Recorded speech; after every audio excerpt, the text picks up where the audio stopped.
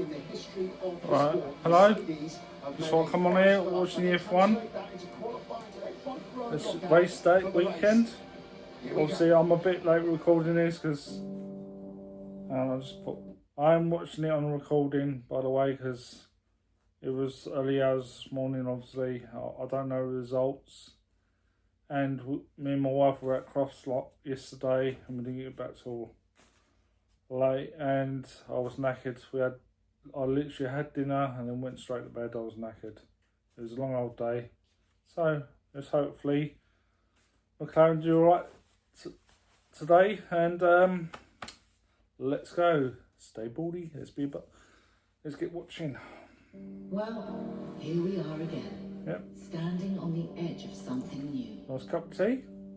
Everything we once called next now lives behind us. I can't show the telly because I don't know if I'll get copyright, but obviously And yet, I might show you some bits. I don't know. same wake. There's like copyright theft, and I don't want to be flagged on YouTube about that. So With countless quiet hours spent chasing an idea. Not only of faster cars, but of who we are when we dare to push ourselves. just watching it now, it's showing some pictures of some of the old drivers I used to watch, like Senna and that. Already unfolding every Sunday, and the story remains the same. Obviously, it's just Australia, because that's where they start from there. The cost or the cast. They have simply found themselves playing. Hopefully no one crashed in this one.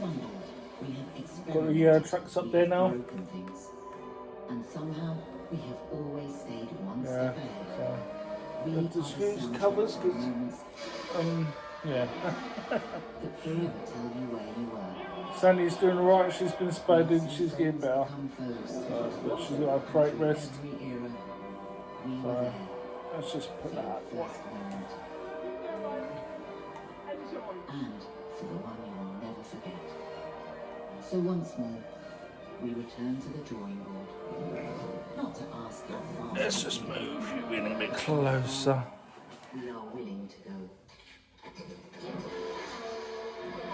That's a bit better, just do that. Always the point, but so was progression. Get them out of the shot. This journey has taught us I want to see the old blankets. anything is possible.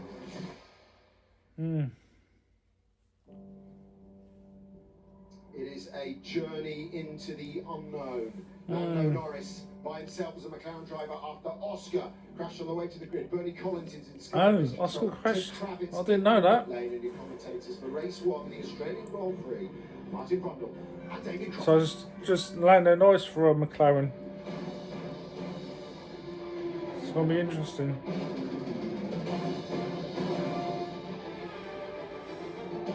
Here we go. Race season starts, people. I'm looking forward to it.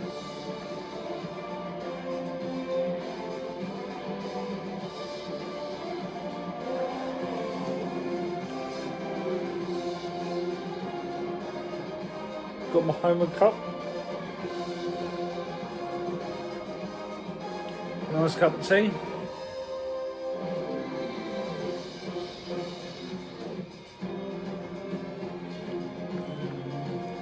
So I don't know the results, people, so it's going to be interesting.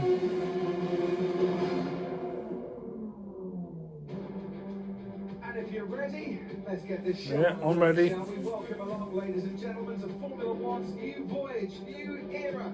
Time to set sail around the world for 24 rounds, starting here in Australia, round one. For the opening rally race of the season, Melbourne. the 30th anniversary of the first World Championship Grand Prix. 30th anniversary, wow. Albert Park, a 3.28 mile circuit, no DRS zones this year, replaced by No DRS zones. active aero to help the car I was active aero now. overtake, and an extra electrical boost will replace DRS for this year. We've still got 14 corners. It's going to be interesting to see. Very tricky. So they've got the same tyres, they've got soft, medium, hard, Compounds as last year though. same compound. C4, C3, the cars are smaller and they are more nimble, they are more alive, and we have It's going to be interesting to see what happens this round. Weekend here in Albert Park, and a sellout crowd today waiting to get things underway. The starting grid should have 22 drivers on it, but the home hero Oscar Piastri has already crashed, and Nico Hulkenberg. And the homeboy Oscar, he's crashed obviously during the practice. Valtteri Bottas and Sergio Perez, 19th and 18th. Welcome to Formula One Cadillac. Fernando Alonso starts 17th and ahead of it. Franco Colapinto getting out of Q2 for the third time in 11 Grand Prix. Alex Albon starts 15th, his lowest start here in 3 years. Pierre Gasly starts 14th, 5 places So lower. it's interesting to see. 13th, his teammate Ollie Behrman just ahead of him in 12th. Nico Hulkenberg should The have lineup. started 11th, but his car is currently in the garage. Into the top 10, Audi replaced Sauber. Gabriel Bortoletto makes it P10. On his rookie debut, Armin Lindblad is 9th, just behind his teammate So Guillermo Hamilton Rossi. 7th. Lewis Hamilton, 7th best qualifier on average last season, starts 7th today. Norris is 6th. Starts 6th, he was out-qualified by Oscar Piastri. So Oscar Piastri, obviously he's out. So you got Fourth here for the second time in 3 Ferrari years. is third, is fourth, sorry. His best ever grid starts. Oh wow, so it's the two Mercedes up front, first and second. Gonna be interesting. It's not what I thought would happen, because I thought Norris would be on pole, but he's not. Absolutely, George and Kimi Antonelli there with a very fast car in qualifying and race trip. I think they'll be very concerned though about a fast starting Ferrari with Charles Leclerc down there in 4th place. And of course now that Oscar Piastri is out, Lewis Hamilton in the other Ferrari got a clear space in front of him. And as Anthony was showing you early on in the programme, Ferrari has been pretty electric off the line for Very various interesting. reasons. So we'll keep an eye on those two. 20 will leave the dummy grid. Let's hope we get 20 back to the actual grid. This is going to be a day of attrition. This is going to be They're warming the tyres up now, so they'll be starting soon. So he likes out soon. Bernie Collins is at race control for us this afternoon. We've had the pre-season testing, Bernie, but this is the first race. New era, new regulations. How do you sort the strategy out today? Yeah, I think it's going to be new strategy, Coffee, as well. And the team are just so unsure how this is going to play out. Excuse me. I ain't got cold or anything, it's my allergies. These cars, not quite clear. What we do know is what some of them are starting with on the grid. It seems to be majority medium tyres at this stage. Yeah, that's right. Medium, obviously, with the top. Bit of my hay fever. Then we go down Franco Colapinto on the hard.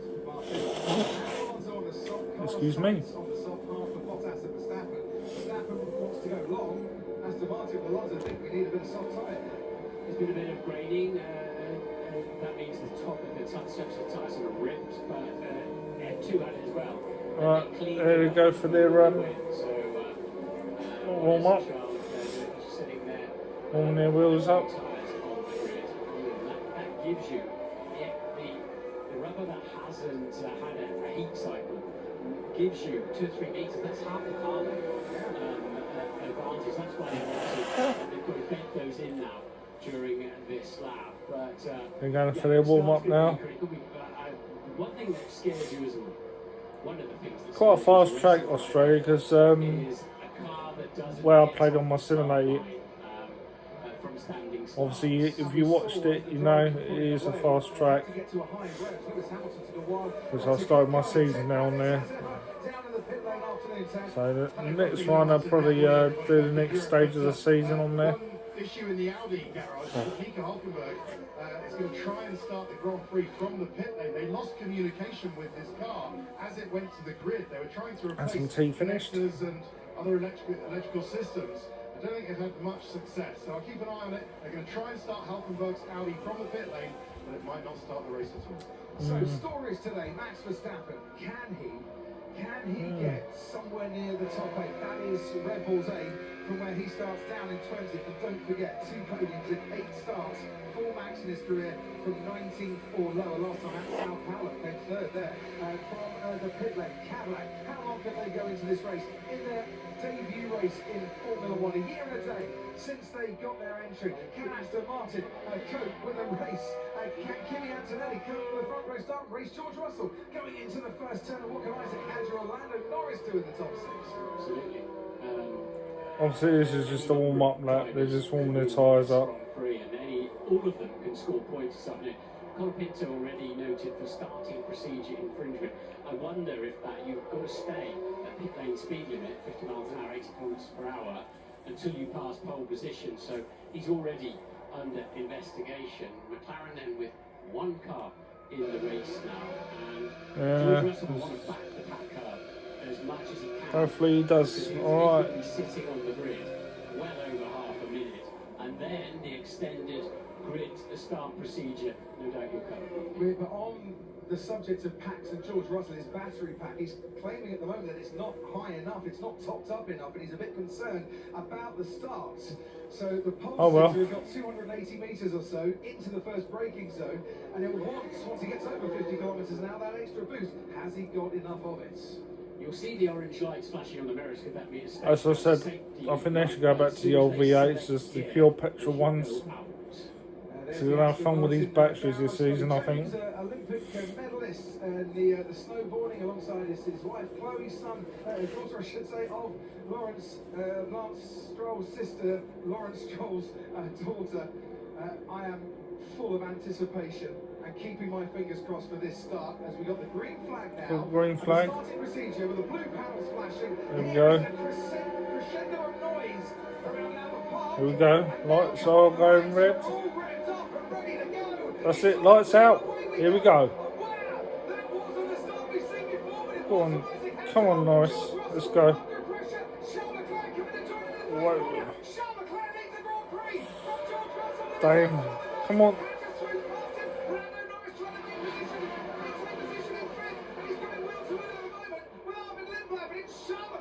Yeah.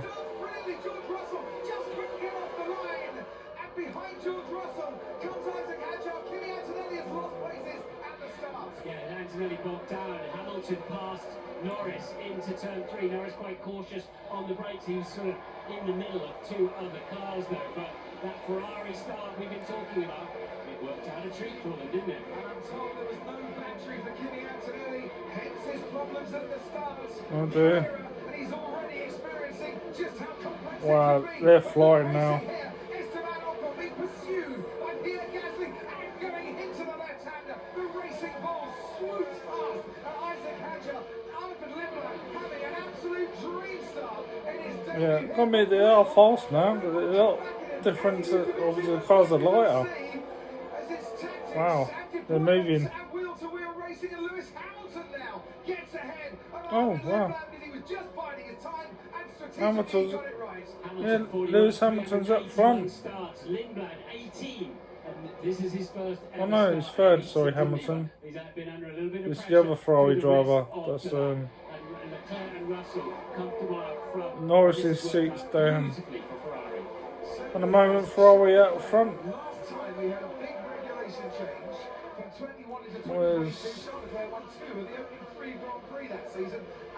yeah, it's a lot different. I thought, ahead of Arvid Lindblad, Orlando Norris in 6th, then Antonelli, Ocon up to 8th, Gasly up to 9th, and Fernando Alonso in 10th. That's extraordinary.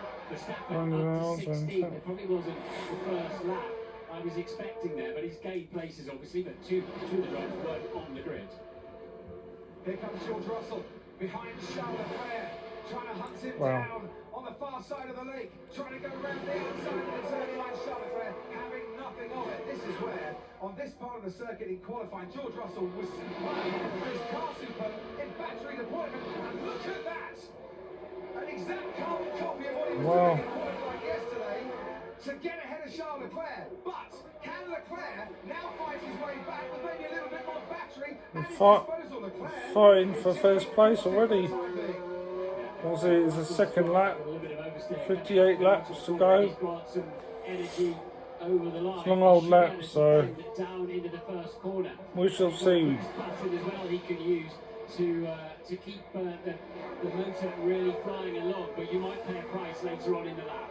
If George was using his boost, then he's going to have a lower battery deployment available to him on this lap, so he could be vulnerable from Charles Leclerc behind him. Meanwhile, his teammate Kimi Antonelli struggling a little bit in these opening stages. He's behind Lando Norris and trying to close in on the McLaren start procedure infringement for Franco Colapinto. He is under investigation from the stewards. Fastest man on the track is Lewis Hamilton currently, and he's reduced the arrears to Charles Leclerc by about 8 Yeah, looks like we're struggling in McLaren. Also, it's all new to him, so I'm sure he'll get there. But it's like Ferrari are doing alright.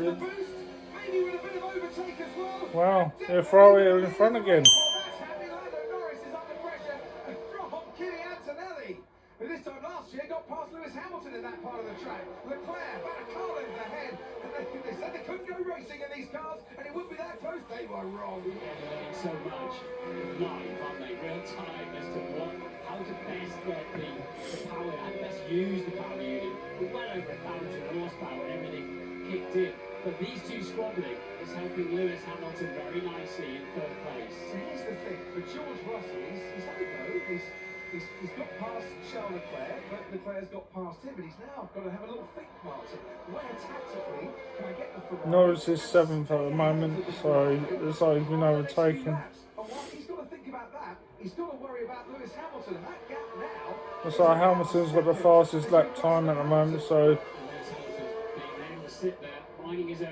yeah, so he's got the fastest lap at the moment. So very interesting how it started. So it looks like Ferrari have sorted their bugs out. In reply to the Ferrari as they head McLaren with a decent advantage.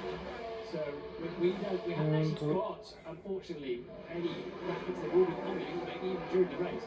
Yeah, looks like Norris is help us understand a lot more. lagging behind. He's a bit slower than the other cars. There are three drivers here. Think of them as three people in the sweet shop. The leader is me, George Russell is Martin Brundle, and we have been going at the sweets and trying to eat as many as we can straight away. But sitting back is Bernie Collins, thinking I'm just going to take my time and I'm going to get some sweets when the others have run out. And that is boost for you in 2026. If you play around with a boost and you try and make some overtakes, that's fine, but you are going to pay for it a little later on. If you just sit back and watch people squabble, then you might be able to take advantage. There's Kimi Antonelli getting past Arvid Lindblad and moving up into 5th place. Indeed. So you've got to be careful, really. You use it all up. These cars are collecting 8 per lap. Every 16 laps, they can run your house for a day. And that's the kind of electrical energy we're talking about. But they've got to find out how best to deploy it. So we've lost downforce because the cars are small and nimble, the aerodynamics have changed, and we've reduced drag by about 55%. But at the same time, it looks like you're able to follow and keep close to cars in front for a little bit longer than we were having last year at 25.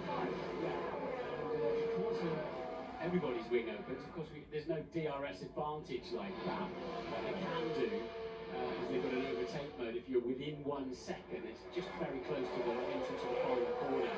You're allowed to harvest a bit more electrical energy. At the moment, that doesn't seem like it's enough to make the big difference. But we don't want just easy peasy overtakes. So Kimi off the line. Not the best start here, though, but maybe George Russell was kind of going sideways for a minute. Charles Leclerc slicing his way through.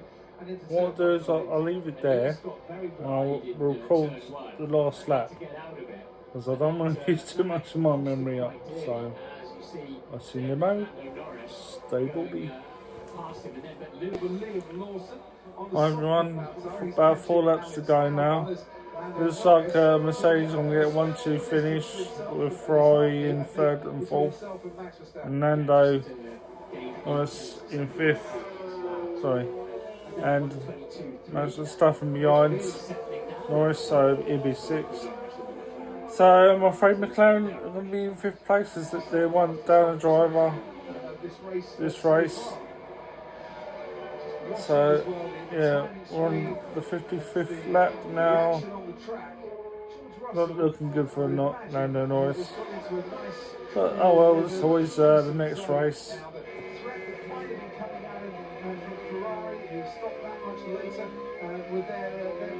Yeah, so it looks like Mercedes have done the 1-2 finish this race. This is not surprising because they seem to be managing their cars better with the booster and the yellow battery, so they've tweaked it. So hopefully McLaren can work it out next race. It's all the learning curve this first race anyway. So hopefully they'll bounce back.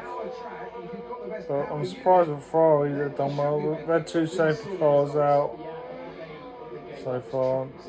Well, virtual safety cars, sorry. There's where some drivers go on.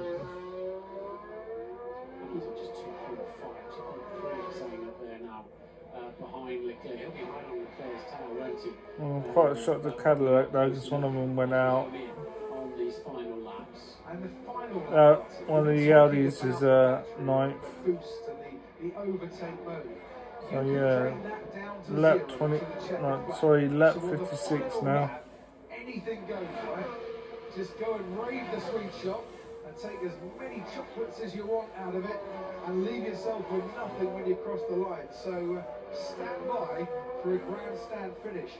2 seconds the gap now between Leclerc and Hamilton. 4.5 seconds between Russell and Antonelli. Damn. Who, if he finishes second and is looking a very good bet for second, will tie his career best finish from Sao Paulo last year. Verstappen's dropped out of the overtake zone now. Anyway, 1.7 shows 2.1 up on the screen. 1.7 coming up in here. And you can see where Verstappen's half the back tyres have opened up again. Great, started raining, and he just lost some grip. Shout out and a mention to Gabriel Bortoletto before we go into the last couple of laps. Running in 9th for Audi. Sauber, thank you very much indeed. So many good memories of that team. First race here in Australia, 1992. Well, the 166th constructor is Audi. They've replaced Sauber, and on their debut, they look like they're going to score a couple of points. It might even be 4 if Bortoletto could get past Arvid Lindblad, who's run a super race himself. But there's the gap on the track between Arvid Lindblad and Gabriel Bortoletto, 2 real stars for the future and for the present as well. Just a lap and a half really, or a lap and 2/3 to go for George Russell and Kimi Antonelli for a Mercedes team. Yeah, lap 57 now, and it's only close. Season opening race since 2019 when they won both championships that year. Looks like Mercedes at the 1-2 finish. It does look to me as if Ferrari will run them close. Ferrari are behind them. We've got to expect McLaren and Red Bull. So yeah, hopefully McLaren do alright next race, next weekend. We'll see. Every track's going to be a different story this year as well. A very different story. Hopefully. You'll be getting up early next week, will you? Watch the Chinese Grand Prix. So the Chinese Grand Prix is next, I believe. 2 races, 1 practice session. It's not a lot of time for the teams to do their learning next week. Charlie Leclerc very wide in turn 10 as he can now see the Ferrari nose of his teammate coming up behind him. But Lewis is going to run out of time, isn't he, in distance. That's it, last lap now. Lap 58, we're on the last one now. Home stretch. Well, I can't see Norris coming back from this. He's 5th. Behind Lewis Hamilton's 4th. So yeah, this Mercedes all the way this race, 1-2 finish. Right at the start. Hamilton on for a 4th place finish here for what will be the 5th time since joining Ferrari. He's not been on the podium yet, but we're on the final lap. So what has he got at his disposal? Well, look how the gap's continuing to come down just a little bit. Has he got more boost available to him? Can he just throw everything the electrical deployment and see if he can close down on Charles Leclerc. Meanwhile, further on up the road is George Russell, and he's been George Russell is out front. Saturday morning at FP3, where he's doing really well. He's managing them wheels fine. Season favourites and why he was the favourite for the Drivers' Championship. He went and took pole by a massive margin. He's had to survive. Yeah, he's going to take the flag. Still British driver, so yeah. George Russell wins the Grand Prix, and his teammate second.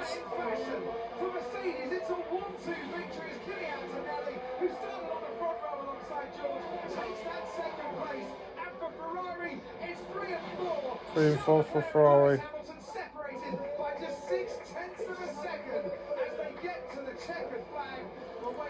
So that's it, folks.